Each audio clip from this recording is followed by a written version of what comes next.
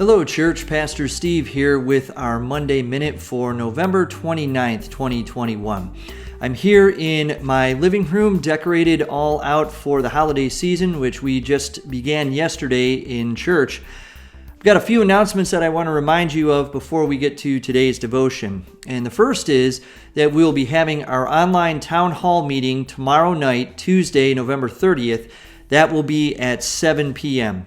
We have some information that we want to share with you, particularly around our finance campaign and our Back to Basics offering. We have other information regarding Advent and Christmas and what's going to be coming up for the month of December, as well as an updated health and safety information that are going to continue to have to deal with as we make our way through this pandemic. We hope that you'll be able to join us tomorrow night at 7 o'clock. We are still collecting kids' Christmas gifts for the next 2 weeks.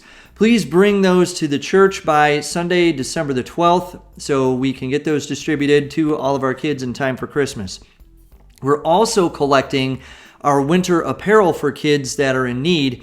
And if you have a new or gently used coats or hats or mittens or gloves, you can also bring those to the church and leave them in the box by the Welcome Center. Don't forget also to remember Newberg as a part of Giving Tuesday tomorrow. You can make your contribution via our website at newbergumc.org/giving. You can contribute to our current fund or for our Back to Basics offering to make an additional contribution to help us finish 2021 on a strong note. For these and all of our other Advent-related announcements, you can go to our information page at newbergumc.org/events and find all of that information there. Now this week, we kicked off a new series for Advent called An Honest Advent, based on the book by Scott Erickson. If you didn't pick up your book, you can still do so at the church office, or it's also available through Amazon Smile or other book retailers. You can also get it on Kindle through Amazon or your favorite ebook retailer as well. Over these next couple of weeks, I want to invite you to spend part of each day on a chapter which is meant as a daily devotional, and to reflect on what it means to anticipate the coming of Christ in today's world.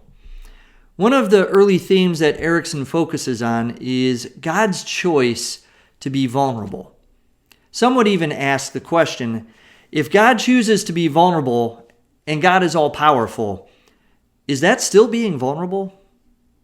But when we look at the way that Jesus came to us, through a normal birthing cycle, with all of the risks that came with it, not only to himself but to Mary, we see that yes, indeed, God was vulnerable in the form of a Christ child. That says a lot to us about the God that we worship and welcome.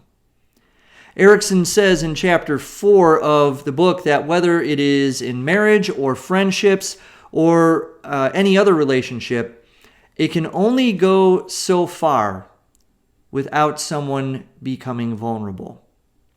Specifically, he says, it's only when we have exhausted our tales of trophy winning, when we let down our guards and speak truth about our travels, that we find where we really connect as humans is in the places we have found we walk with a limp.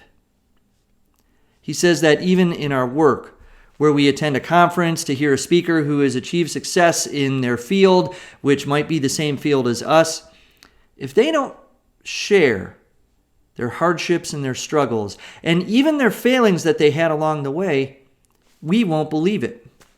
Because any attempt to create anything in this world, Erickson says, involves risk.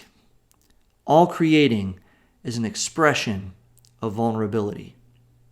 Our very creation is God willing to take a risk. So much more it is with the birth of Jesus.